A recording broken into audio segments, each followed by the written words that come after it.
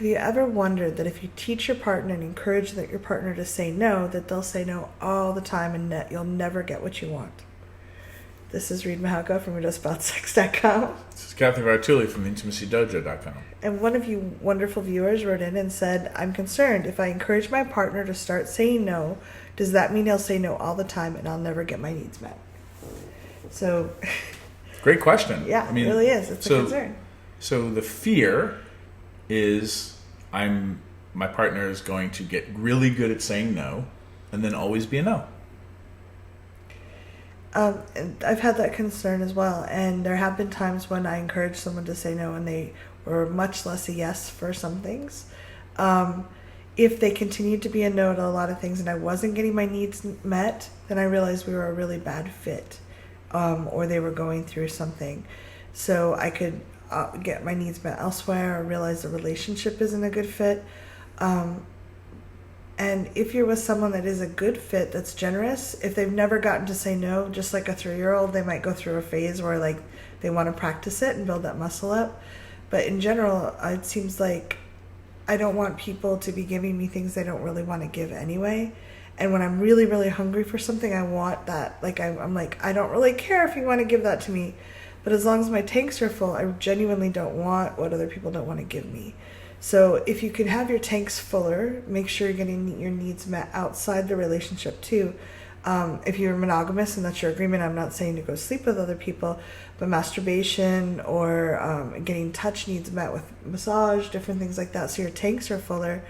It might make it easier for you to hear their no. And then if you're really hearing their no and giving them space, that gives you both a room to find out if you're a good fit. Like if what they want to give is a good fit for what you want to receive and vice versa. I don't want to be with someone who's not generous. I don't want to be with someone that doesn't want to give to me and receive from me sometimes. And we all go through bad days or bad weeks or whatever. We have bad times. Or we might just be depleted. But in general, I want to be with someone who genuinely wants to give me the things I want to receive most of the time. I think the challenge I'll speak for American society since I'm American, and there's so many people that watch these videos from all over the world. Yeah. The wonders of the internet. Here's where for me, I think it's like we've been using steam power and like old machines, steampunk, which are cool. But now we're using a different kind of engine. Like there's a different, like technology has advanced us in a way as humans where so many of us gave things we came from ought tos and shoulds, right? And then so many of us were taught that we couldn't say no, or that we needed to please mommy and daddy or whomever.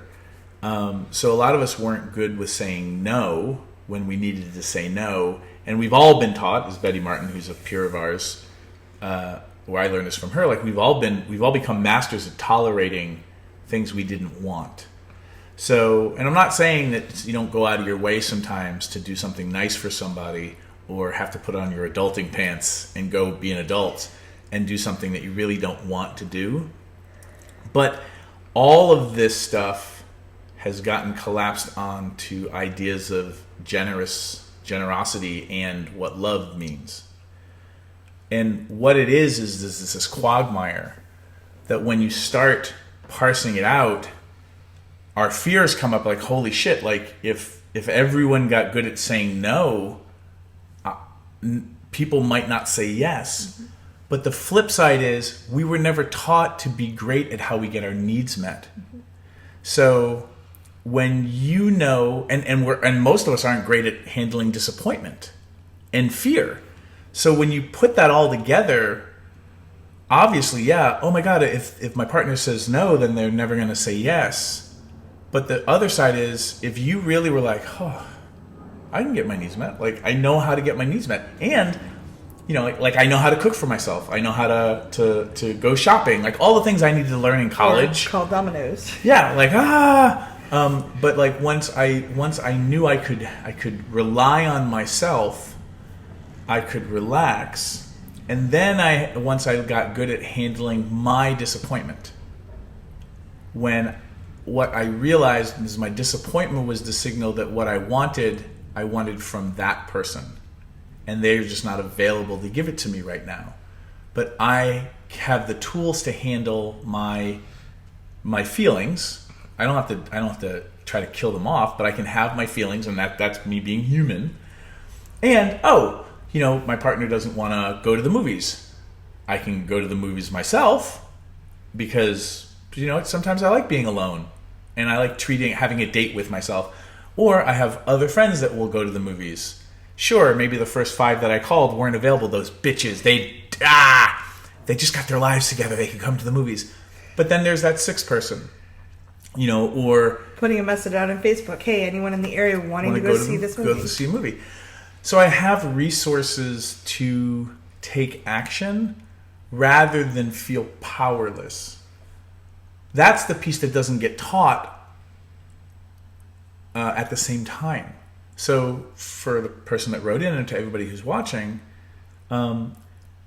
when you encourage people to get better at saying their yeses and their nos, and for them taking care of their needs too, while you learn how to do it, what happens is, some days you have a bad day and you planned it wrong, and there's no food to eat for 6 hours and you're just hungry. And that was just bad planning versus my life is ending, which is what, the hunger could feel like, but it's not really true. And that's where I think we haven't gotten to as a culture. Like, we're still in the steampunk days of, if my single monogamous partner is not available, I will probably die. Or my best friend, moves for a new job, my life ends. Now, you can grieve that your best friend's leaving town, but you also know how to get your needs met, make new friends. Doesn't mean you find another bestie immediately, but your life's not over. It just can feel like it's over sometimes, which is usually just processing grief, surprise, upset, whatever. When you start getting into that place of I think I can handle life. Doesn't mean it's always going to be good. And then you start hanging out with people who are at that same place.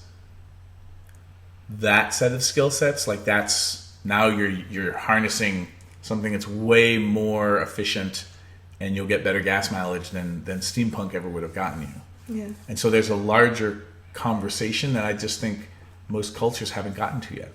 And we're on the verge of that. And I hope that these videos, are serving people. I really appreciate you asking the question. It is a fear a lot of people have.